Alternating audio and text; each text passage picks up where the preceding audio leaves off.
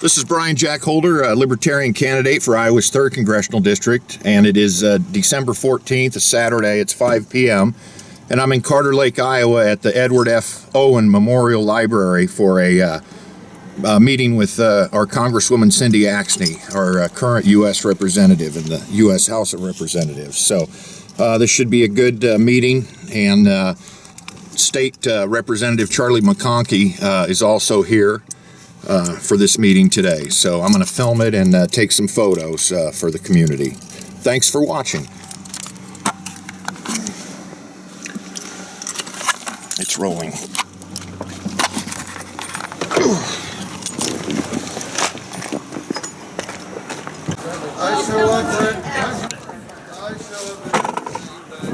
Hey, how you doing, Charlie? Good.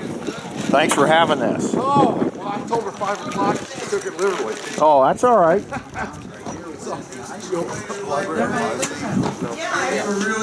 Oh, thank you. So what's this answer to that? Tell her that I thought maybe her laid back, Excuse me, lovely, you think my wife's laid back? well, her past was like, she lived in Thank you. paradise.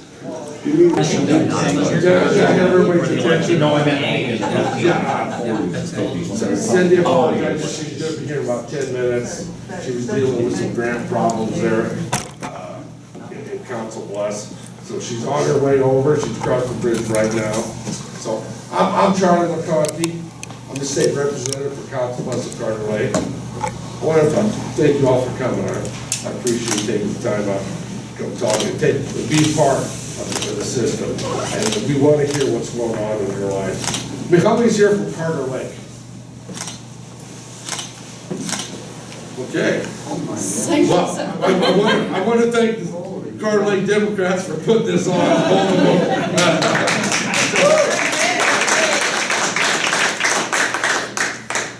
But anyway, well, thank you guys for what you do.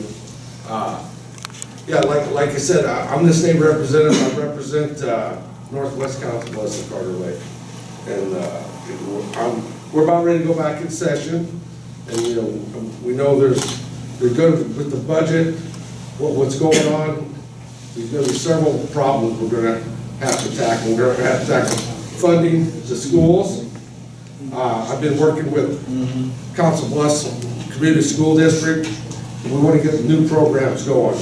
We want to make sure every child that graduates from our high schools in the Council Bluffs School District, when they walk across that stage, get their high school diploma, they've already had the opportunity to walk across the stage at the community college with an associate degree or some kind of certificate for they're well on their way. That's our goal. Not only zero dropout rate, which we've been having anyway in Council Bluffs School District, but we want to make sure every child is ready to be able to go right into the workforce and not have a huge student loan to fill the skill gap. But that's one of the things I'm going to be working on. We just got the REC got done. That's a revenue estimating committee. They predict what our budget's going to be. This last one is it's grown. It's bigger than what we thought. Growth, which isn't, it's over 2%, which isn't bad, but that's going to give us about a $3 million growth. Put us about a little over $8 billion on the budget, and a lot of that's going to be going. Well, we got the Medicare, the health. I think it's a tragedy. It's not working out very well, and it's costing us more and more. I think there's going to be $160 billion going to that, but we're going to have a lot of other issues to deal with. And I've been being a legislator.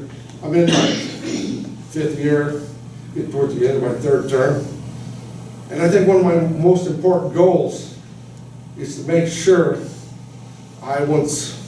first of all, to make sure our kids get a world-class education, to make sure we have jobs available for them, and to fill, they have the skills to fill them. That's what we're facing here in Iowa.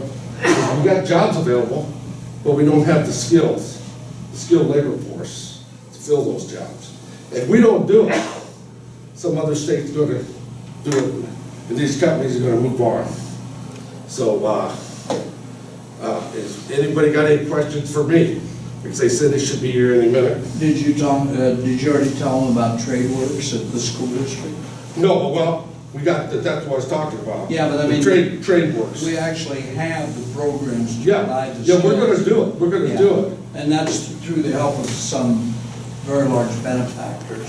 Yeah, we've been working on that, it's already set up, and then we're gonna make sure that every kid has an opportunity, every child has an opportunity to learn a skill. And it could be, you know, it's just not, you know, there's machine shop, there's welding, there's a lot of other skills there. But make sure that they can go to college, go to Iowa Western, why they're attending high school. And that trade works, the district has closed down a lot of their vocational shops in the schools, moved them to Iowa Western under this Trade Works Academy. And when they do get through that, they do have their associate's degree, and they're ready to go for a lot of the hands-on machine work. They do a lot of CNA, LPN work, you know, which is in the old folks healthcare area. So It's all part of Yeah. Future Ready Iowa.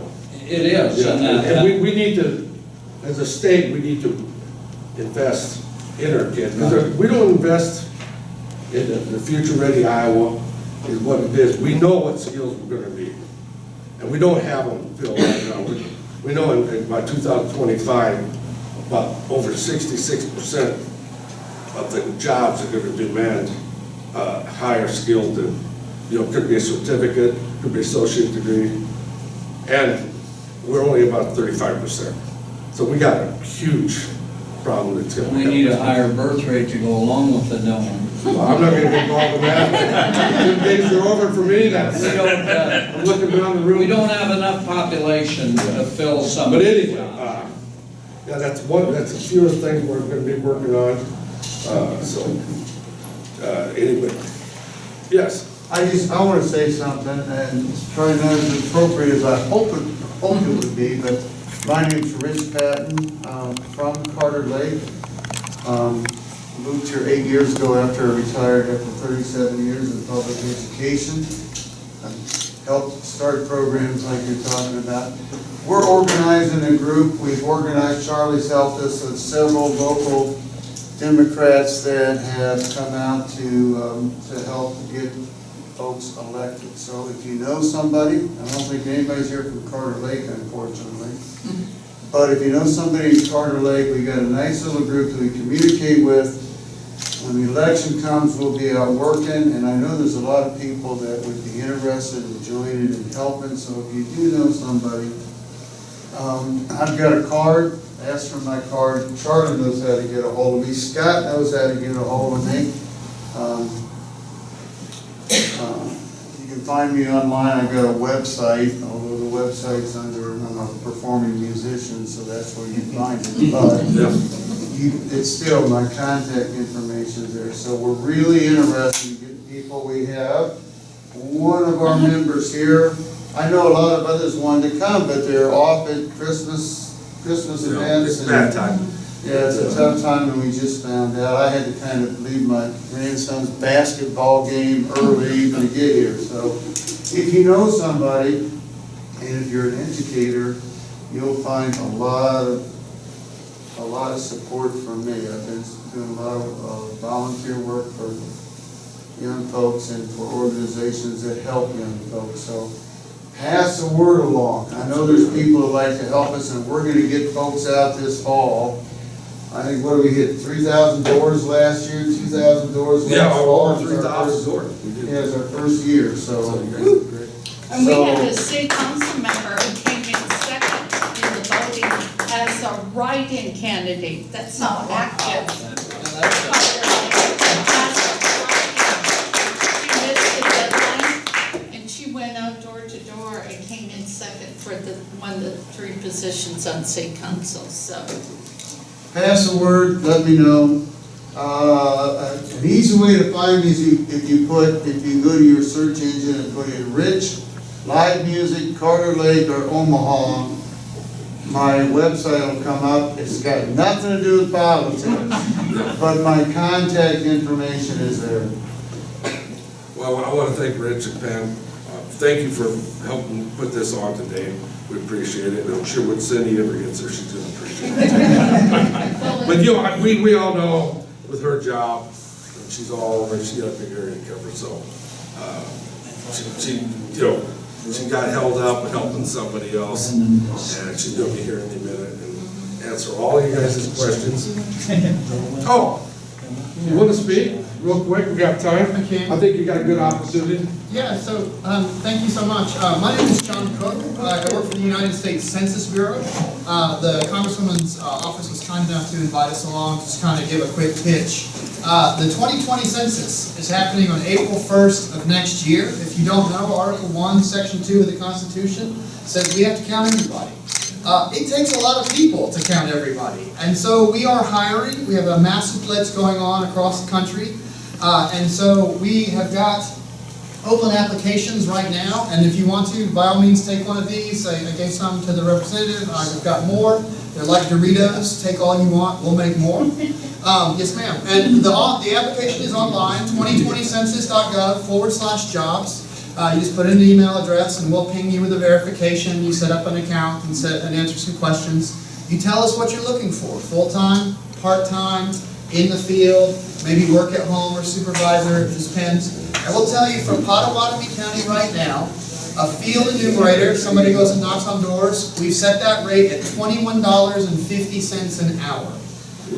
So it's a really good way to put some money in the vacation fund, or maybe put some in the college fund, but we really would love to help you, have you help us count the entire population of the country coming up this April. So feel free to ask me some questions after everything's done. Well, thank you, Mr. Cook. I mean, what they're doing here, I mean, we need to fill these jobs, and it's very important, the census is, and it has a lot to do with how we're represented in Washington and how this funding is distributed back to us, our tax money's coming back. So it's a very good job, and it's something that needs to be done. So. My question is, if we've got adult children who live in other states, can they use this information, or they need to find it? Yep, it's a one-stop shop for everybody who wants to apply, no matter where they are in the country. So, and just you need to be 18 on the day you're sworn in. So 17-year-olds, kind of last couple of months, can apply as long as they're 18 when they're sworn in. So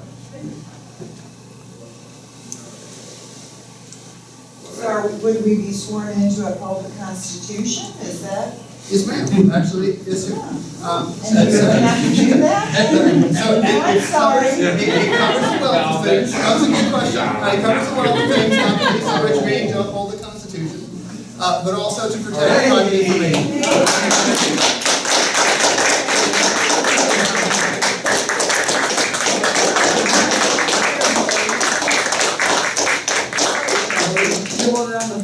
I just started doing knock-knock. Okay, first and foremost, I'm so excited to be in Carter Lake. So I'm thrilled to be here. I've been wanting to come to Carter Lake for a long time, just because I feel that every single Iowan in my district needs to, I want to meet you all and hear what your concerns are. And so I'm glad to be here. And if Charlie was funnier, I would have let him keep going for a while. Looks so, Cam. Yeah. Oh, thank you. Okay. Oh, no. Okay. All right. Well, thank you so much for coming out. Thank you so much for sticking around for me. I really appreciate it. I know everybody's really busy. There's a lot of faces I know in here, but for those of you who don't know me, I'm Cindy Axne. I'm your United States House Representative.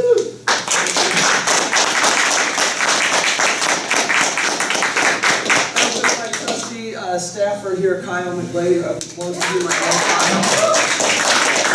And my apologies, we were working with some folks on some issues, some rehab issues for downtown Council Bluffs, and so with some grant stuff that I'm hoping we can go back and maybe move some agendas forward, so we're trying to get through all that.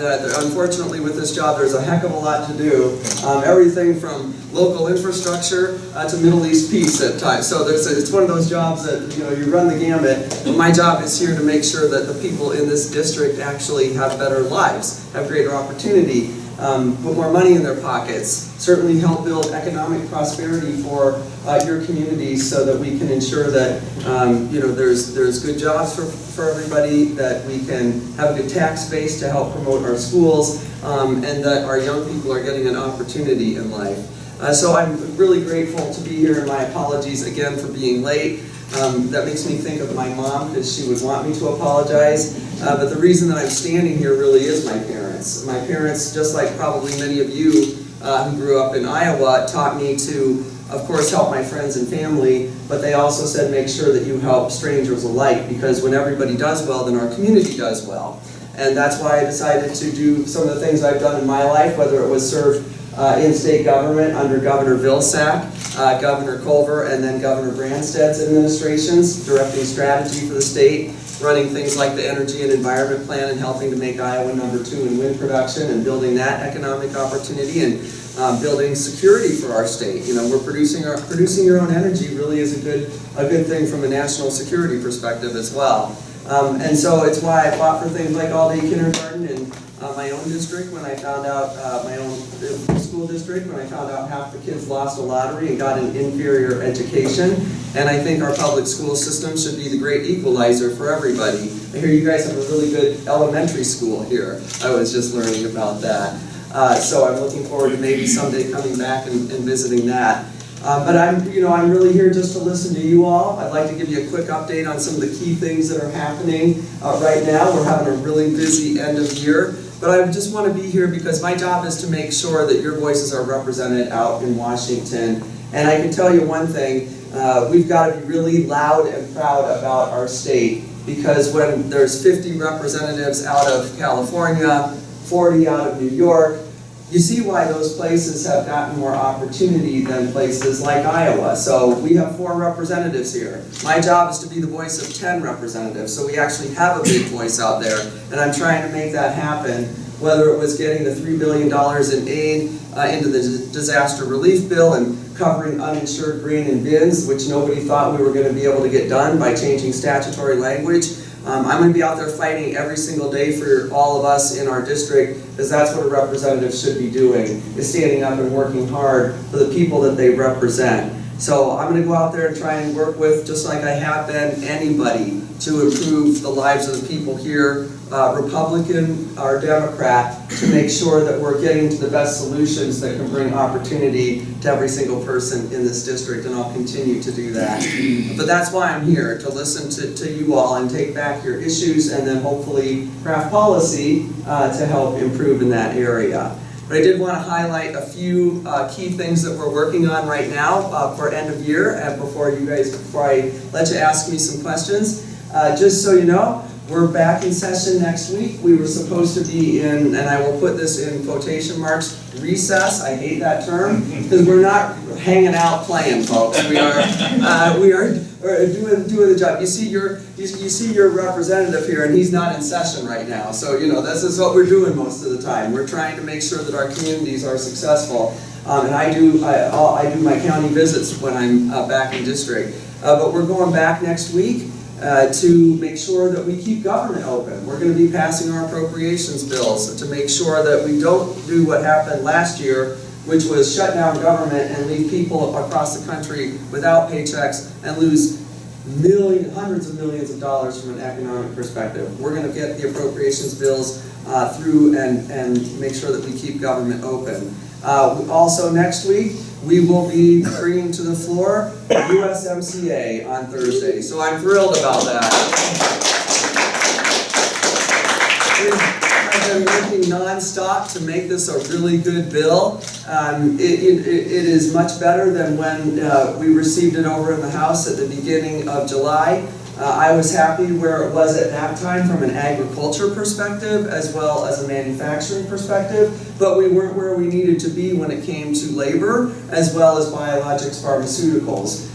So we've got a doctor here in the house. We want to make sure that the drugs that we use in this country are affordable for people, and unfortunately there was a provision in there that was good from an intellectual property perspective, because that's something that has been missing in some of our trade agreements, is not protecting our intellectual property. But what it did was strap us to not being able to negotiate the cost of some of the most expensive drugs that people take. And we can't have any more trade deals that keep Americans from getting the savings that they should from the pharmaceutical companies that use our money, taxpayer money, for research to help them develop these drugs, and yet we're selling them to folks in other countries for a heck of a lot cheaper. That's wrong. So we got that worked out. And we also got really good labor provisions put in there. And as I've been telling people, as we've been really trying to make sure that we made this a really great agreement, and a lot of folks in agriculture wanted to push this through, and I couldn't agree with them more. We wanted to get it done quickly. We also wanted to get it done right.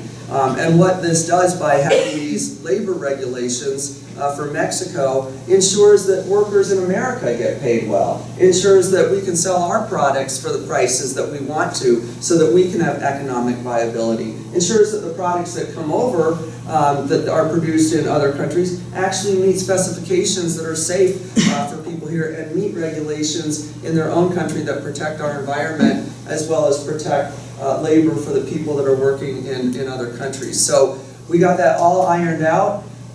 We feel very confident that the Senate will be signing off on it.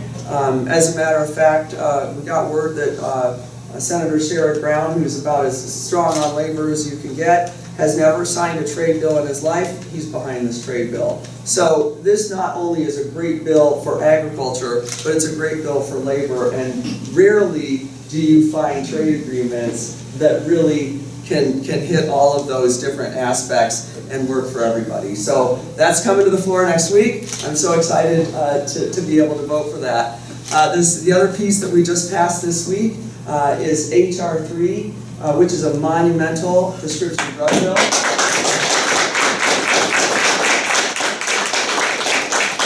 And it's one of the most impactful bills we're ever going to have that will impact the price of prescription drugs, not just for folks on Medicare, but for people across the entire country. And the Congressional Budget Office, which is a nonpartisan budget office, estimates the savings over 7 years to be anywhere from $345 million to $5 billion to $500 billion.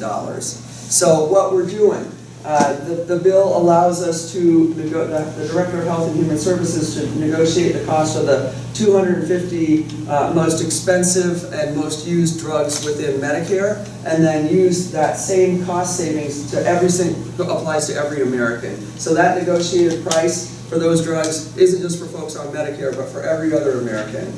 It allows us to cap out-of-pocket expenses for folks on Medicare for prescription drugs at $2,000. I'd still like it to be a little bit lower, but right now we've got folks who are $10,000, $15,000 out of pocket, and they just can't afford it. So I'm happy with where we got with that. And it allows us to make sure that those pharmaceutical companies who are price gouging Americans, we pay more than almost every other country for the same drugs, again, that we make here, that it allows us to have a stick.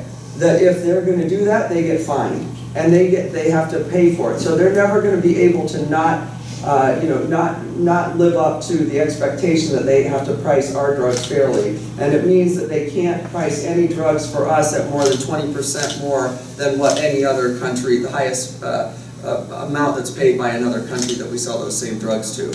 So it's a huge bill. And by the way, we use all that savings. Get a load of this, guys. Medicare. Dental coverage, hearing coverage, vision coverage. How about that?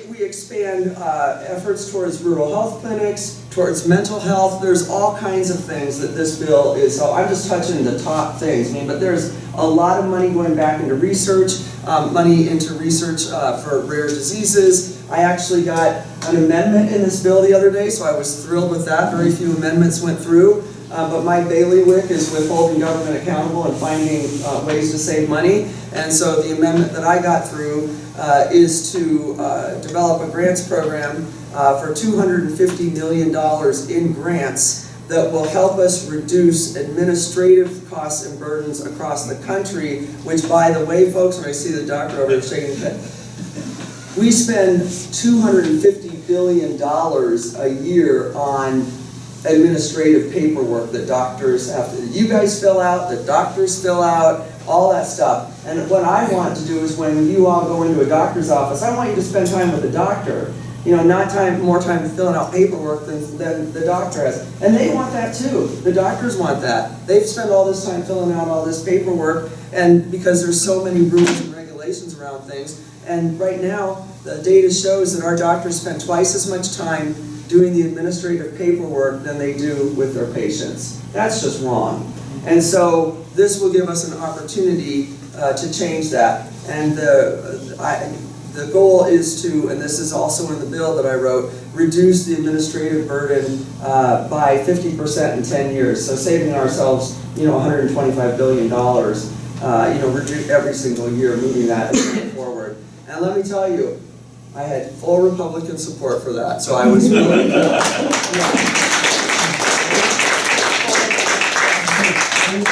I did. I no objection. Does it go to the Senate? No, it has not gone to the Senate.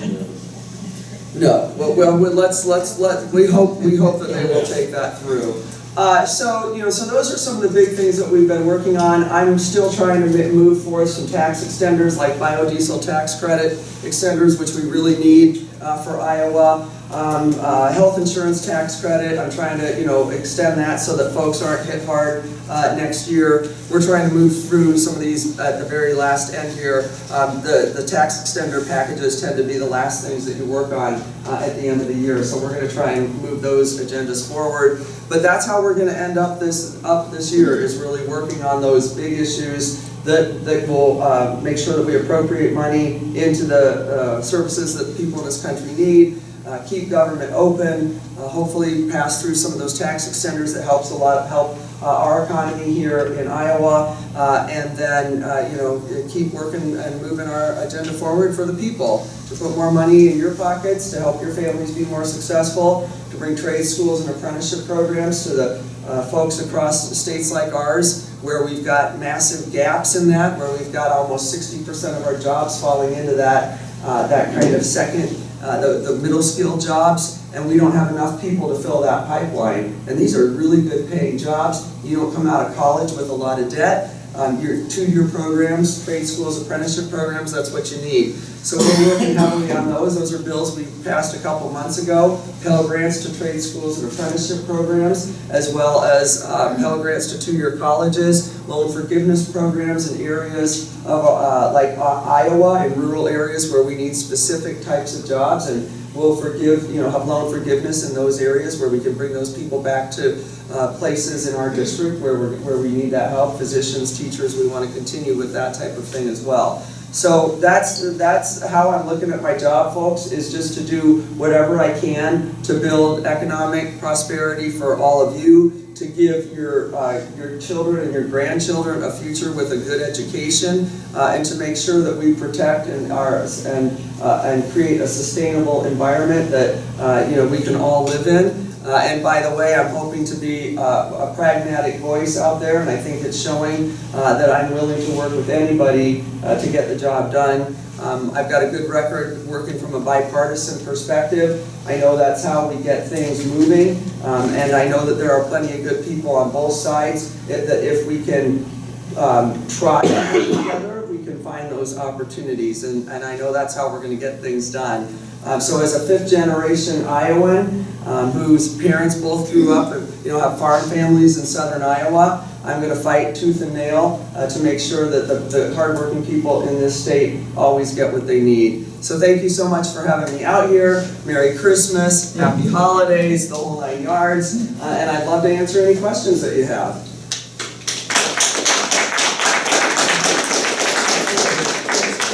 We have this gentleman right here. I think you're gonna be taking on the firefighter, retired firefighter. You want to make sure he gets his question, and then you guys. Retired from the Councilors Fire Department. Thank you. Been dealing with your office in Washington with Kyle. HR 141, the windfall protection bill. I believe it currently has 234 sponsors.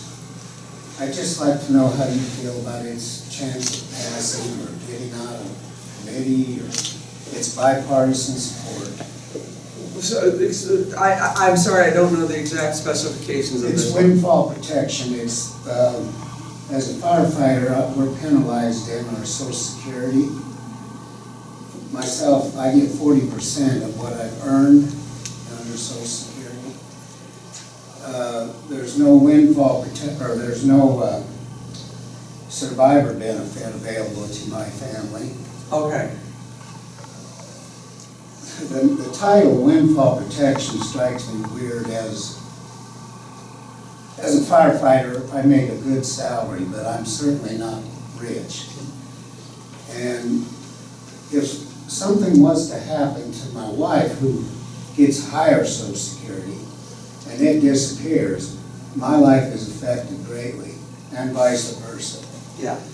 If you just had any knowledge of where, I know it stands at 234 co-signers. Yeah, so that means we're all on board with it. Can you, Kyle, will you make a note so we can get back? And if you're on your way out, will you touch base with Kyle and we'll I'm related. So, that seems about right. When I was running for this, I'd call somebody up and they're like, well, I'm your uncle's best friend. I'm like, well, of course, why wouldn't you be when you live in Well, Iowa? my committee was supposed to meet with you, and I apologize. Kyle had set it up, I believe, and there was some scheduling conflicts come up, so we never. Well, let me check on that. We have massive support for our firefighters and first responders within all of Congress. We've obviously passed multiple bills related to 9/11 and first responders for our firefighters in general across the country as a result of what happened with 9/11. I'm sure that this bill, I'll have to check to see where it's at. If we're still a co-sponsor, I feel like it's passed out of the House. My concern is if it's passed out of the House, unfortunately, we're seeing too many things sitting in to be honest, Mitch McConnell's not bringing bills to the floor. I talked to Senator Ernst the other day about a bill she and I had worked on that I thought was a no-brainer that we should be moving forward, and he still hasn't put that into anything. So we're really, unfortunately, one guy's kind of stopping too many things, which is unfortunate. I believe there's currently 38 sponsors in the Senate. Also, that's a huge number. Also bipartisan. Sherrod Brown is, of course, the one that introduced. I think it's 520 something in the Senate. But yeah, if any information. Okay. Well, let me check on that and we'll see where it's at. I appreciate it. Thank you. Thank you for your service. Thank you. Yeah, keeping the community safe. Yes, ma'am. Well, I want to apologize to you because I sent Kyle this text and told him several things that I wanted him to tell you to vote yes for, and one of them was HR 3, which 2 hours after I sent the text, I found out had already been passed. You're good. You're quick. You work backwards even in time.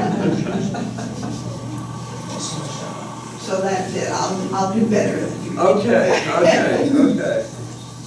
I mean, quick point, you know Fran Carr. Yeah. I don't think Fran made it.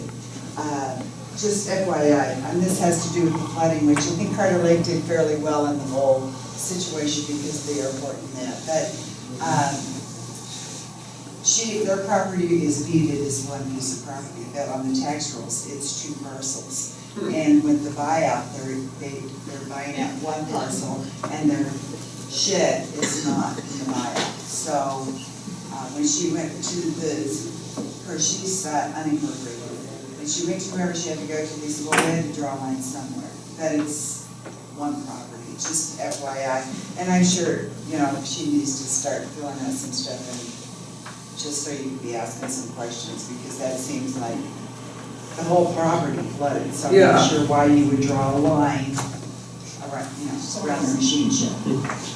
And Fran's been nothing but supportive of getting the community everything they need. That's we do not want to draw a line there. Yeah, okay, good. Well, Kyle, will you reach out? It's the every holiday sale at Macy's, save 30 to 55%. Okay, thank you for bringing that up. By the way, FYI, we started up a flood tracking system, so you can go to our website to see where all the money's going, because I haven't heard back from some of the folks that I would like to hear back from, like USDA, we're still waiting on to see how the money's going out. Now, USDA is doing, if you ask me, of all the agencies, they're doing a pretty darn good job of getting the money out where we need. But I'm still waiting on a response back from them. I got a response back from FEMA, Department of Commerce, and Small Business Administration on where we're at with distributing funds, and then we put that all on a website and a tracking system so you can see what they've dispersed and kind of, you know, what we think we're still waiting for. And we're gonna just keep pushing on these people till we get all the money dispersed that was appropriated for this, because right now it's trickling in, and you know, some folks are getting it more than others. This depends on the kind of damage that you had and where you can, you know, which department you can use, and if their process is better than some other process, but that isn't how it should be. Everybody should be able to get access quickly and be taken out of harm's way immediately, and then be reimbursed as quickly as possible. So unfortunately, just like in a lot of organizations, there's internal structural things with government, bureaucracy, that keep it from working as quickly as it should. And one of the things that I'm working on, in addition to getting the money and pushing it out, is fixing that process. We've already written one bill, which I've been a co-sponsor of with another one of my colleagues, Representative Green, to ensure that the SBA has an appropriate process in place. But I'm gonna do that for FEMA, I'm gonna do it for USDA. We can't keep going through disasters in this country without having really well documented processes for those who are dealing with these. I mean, the fact that we've gotten this far is shocking to me, since we've had disasters all over the country, and increasingly so much more, you know, we're seeing fires and floods and all of it.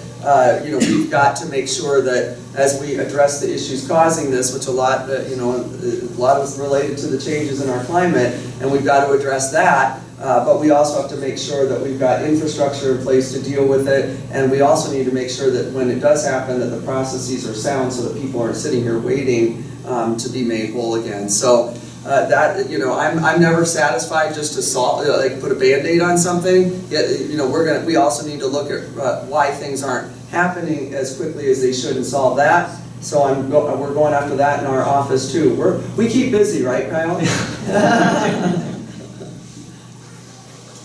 Exactly. Ben? Yeah. You talked a lot about, you know, USMCA and how busy you've been working on that, and that's fantastic. I know that took so much time within the House debate and amendments and discussion. Are there parts of it that you feel that specifically apply to Iowans that we should be paying attention to in terms of opportunity, whether it's about hemp or grant programs or things that are folded in there that Iowans could take advantage of? Yeah, I mean, from an agriculture perspective, not a heck of a lot of major benefit for Iowa, although it did increase our ability for egg production and sales, which is really good. So that's one big positive. It did help dairy quite a bit. We just don't have as much dairy in southern Iowa as we've got a little bit more in northern Iowa, and then of course more outside of the state. So those were two big winners when it came from an agriculture perspective. But certainly, intellectual property is a big win, and I think that's something that was really important for our country. It's one of the reasons why we've been at a trade deficit with other countries, because they've stolen our intellectual property over the last several decades. So, I'm glad that the president decided that was something that's important to him, and it should be, because in today's cyber world, so much of the strength and opportunity that we bring to people in our country comes from that intellectual property. And if we're being undermined consistently and not being able to protect that, then that hurts our economy. So that's one positive thing that came out of it.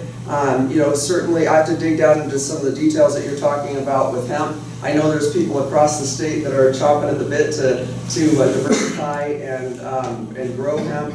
And it's not just a good crop for us to grow from a soil perspective, but also from a productions perspective, it could be a major economic boon to this state. Problem is, we need infrastructure to be able to process that. We've destroyed all of that as we move towards, just supporting soybeans and corn. And we've got people across the district who they'd like to be growing oats, hay, alfalfa, all kinds of things, but we just don't have any infrastructure anymore, which is problematic. And right now, diversification could have really helped us during this trade war. And I think that it might be pushing us towards obviously realizing that we should be looking at some of these other crops because we don't ever want to be in a place like we are right now. We're in the middle of a trade dispute with China. We're losing market share with our soybeans, obviously corn. We're fortunate that, unfortunately, China had the African swine fever, so they're still purchasing our pork, which is the only thing that's really kind of keeping our corn alive from a silage perspective to be able to feed our hogs. If that wasn't the case, I don't know where we would be right now. I don't know how our agriculture community could be surviving between that and the renewable fuel standard waivers. So, I would say that those are some of the big winners. I'll have to look into if you know something about the hemp piece that I'm not aware of. No, just an example. Just an example. You doubled my knowledge of hemp.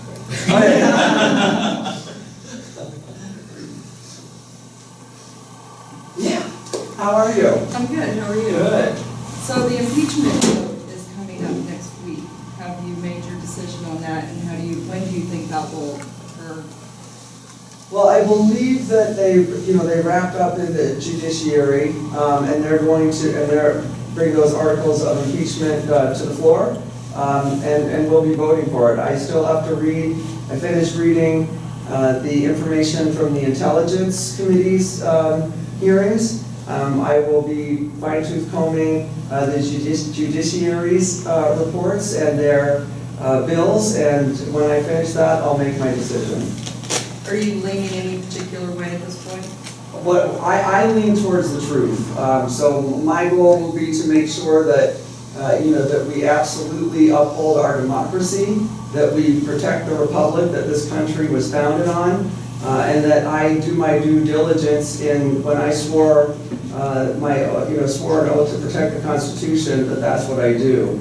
Right now the documents are showing the folks from this administration as well have testified that this president coerced a foreign government for his own political gain, and that was folks within the administration, including his own chief of staff, who told Americans to just get over it. So these are direct words from those people, and I will be using all that information and making my vote decision next week when it comes to the floor.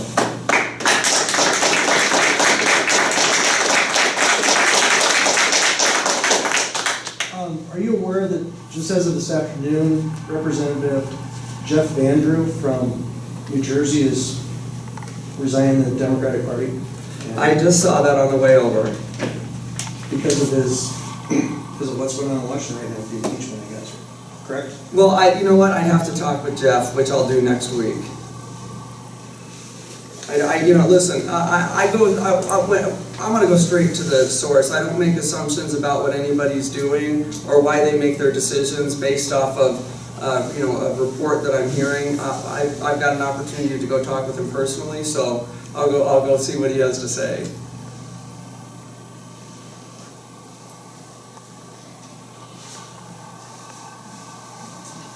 Do you think that realistically, any of these things that McConnell's sitting on will ever go through the Senate, or will we just wait for the next election? I mean, it seems strange to pay those senators all that money and they're not really doing anything, You know, I'll be honest, it's very frustrating, and I know that there's Republicans who are frustrated with it as well. When bills like the one that Senator Ernst and I wrote that can't even move forward, they help children, they don't cost the taxpayers a dime, bipartisan, bicameral, and one person is stopping that, that's a pretty sad state of affairs. So I honestly, I can't imagine why Senator McConnell would change his mind on how he's been operating. He's been operating by not moving any agendas forward that would enhance the lives of the people in this country. Less than 1% of the bills that we have passed out of the House have become law. That is a very, very low number. And unfortunately, by doing so, he's hurting a lot of people. And he's not listening to the voices of the people in this country because they are bipartisan bills, and in many cases bicameral, where we've already had a Senate version there as well. So you know, when you can't take a bill that literally helps children and doesn't cost the taxpayers a dime, and it was written by a Republican and a Democrat in both chambers, and you can't move that forward, I honestly don't know why I would expect him to move anything else that would be more controversial. So I don't think he's going to be taking up some of these things that are really, really important. And I urge you to, push for our senators to tell them, that we need them to, to push him on that. I mean, I know that they'd like to see a lot of these things done. How many bills has the House passed in this session? I can't remember them, but it's a lot. Yeah, it's knocking on around 400. I mean, it's hundreds, folks. It's raising pay. It's equal pay for women. It's the Violence Against Women's Act that needed to be re-upped. That's not. Which, by the way, I was able to get an amendment into that, which doubled the amount of money into our local communities who deal with victims assistance. That includes your police force, as well as some of those nonprofits that deal with victims assistance. So real stuff that could be helping people here. We're not seeing this go through. The trade schools apprenticeship program, Pell Grants. We've got a huge skills deficit, just as I talked about. We've got a bill in place that could help with this, and we're not moving that agenda forward.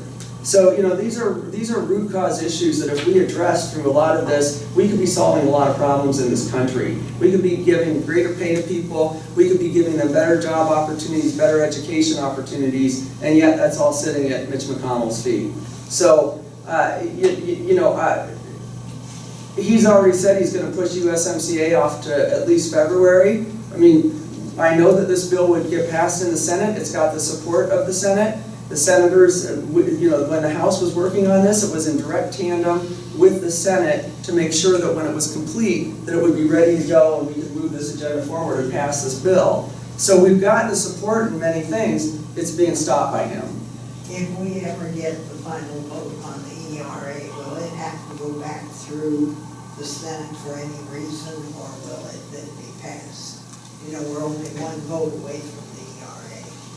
So what are you saying? What about the Senate? Well, the Equal Rights Amendment needs one more vote to get it into law. But my question is, because it's been so long, does it have to go back to the House and the Senate?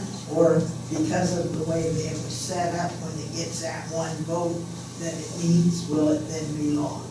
Because I'm trying to figure out if we're going to have to depend on him then to I think it needs one more state. That vote. I think it needs one more state to ratify it. Well, that's what I'm talking Yeah. about. It needs one more vote. But after that state votes for it, and they were hoping that Virginia was going to, but that didn't happen. Does it have to go back to Washington, or is it automatically a bill? I mean, is it automatically a law? I don't know the answer to that, so I would have to check on that for you. Yeah. We have a question from one of our watchers, Chris Adcock. She would like to know if the children and families at the Mexican border are getting the medical attention they need to keep them healthy. So, I love that we're live, okay, that's fantastic. Hello, Chris Adcock. Yes, that is one bill that actually got passed into law, because we obviously know that there's been a crisis at the border, and certainly we needed to make sure that those children and everyone down there are being taken care of, treated humanely and with dignity. And so, yes, that bill's moving forward. There is, part of that bill was to ensure that there is somewhat of a watchdog, making sure that those monies are distributed, that they're being used appropriately, and that those folks who are responsible for it are actually implementing it in the way that Congress said it needed to be through the bill. So yes, it is getting there, and the agenda is moving forward, and there are still a lot of folks, especially those who are in those areas, who are going down and checking on those things consistently. One of my freshman colleagues is Veronica Escobar, who is down there in Texas. She represents the San Antonio area, and she's consistently checking on all of these issues. So we're making sure that the bill that did get finally passed, one of the few, is being implemented the way that it should be. And then Congresswoman, we will need to wrap it up here in a second, so we might have one more. Yes. We have a senator up for election this year. She seems to be a very intelligent woman who has really been given a lot by the people of Iowa and the people of the United States through her military training. Given that, I would assume that she is at least average or above average intelligence. I don't understand why she won't get off the Access Hollywood bus, but I don't want to talk about that right now.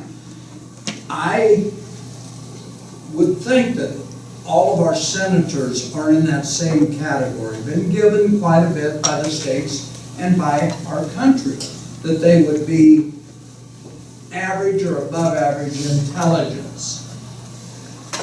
Knowing that democracies fail from within, why won't anyone come forward the way Barry Goldwater did, or Howard Baker? It just bothers the heck out of me that they can stand there and stonewall. Now the Supreme Court is involved in a law that says shall turn over financial records, and I just have such a hard time understanding why one senator on the other side will not stand up. It surprised me Will Hurd would not stand up and say that something was untrue, that the facts were right. So, to me, I have children, some of them, you lead them to the water, they don't always say it tastes the same. Some of them will believe anything, and I just don't understand why they just will believe the conspiracy theories. Rudy Giuliani. Is there anyone that will break that dam and then have someone come forward and maybe start the trickle that will save the very fabric of our society? And I volunteered to work for Joni Ernst's re-election with one condition: she switched parties. She didn't pick me up.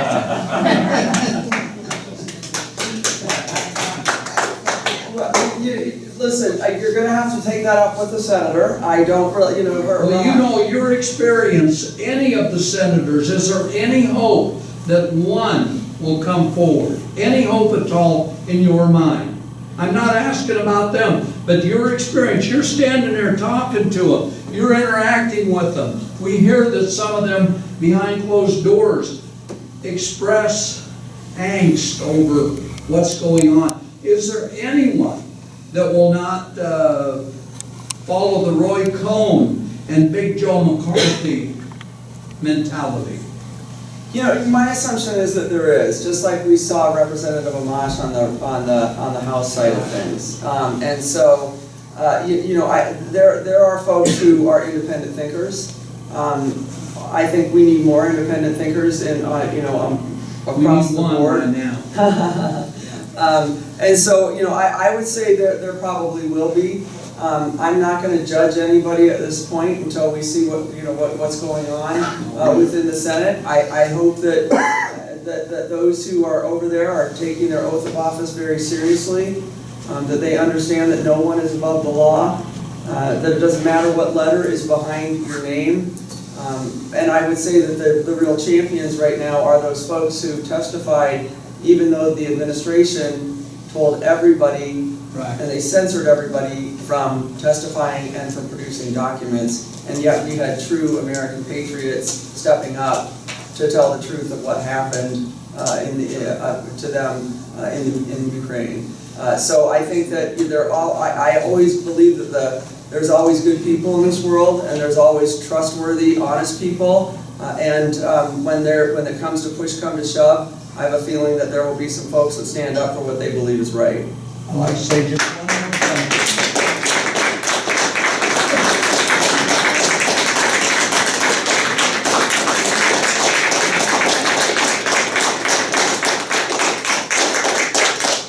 I've got a lot of emails. What would I like to see as a debate question?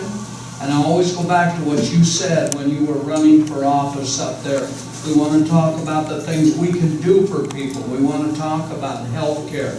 We want to talk about jobs and training and that. And that's what I forward to them. So your message that you gave while you were running for office, I'm passing on to anybody that will send me an email. I love it. Very good. Those are the things.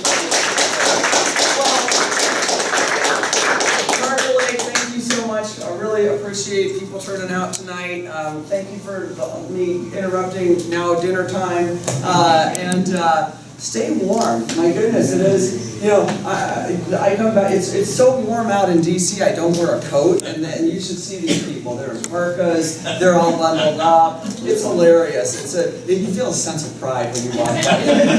I'm an Iowan. I can handle this, you know. So, but it's cold out here today. So I'm glad I have my gloves with me. But happy holidays and Merry Christmas. Enjoy time with your family. Please turn your TV off for a day on Christmas and just enjoy yourself. You know, we all need a break from all of this. So, yeah.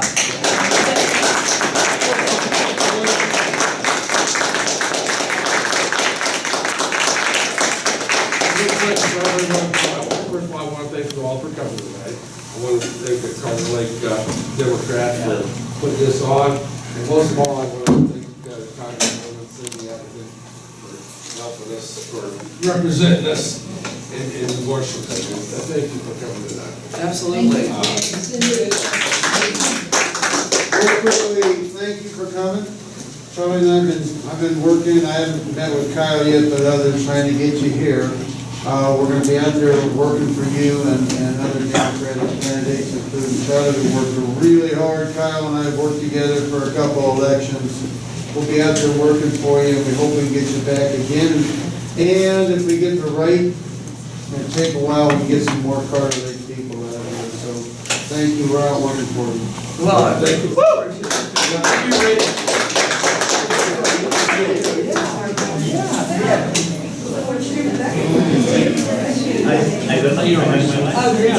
Leave it on. I want to.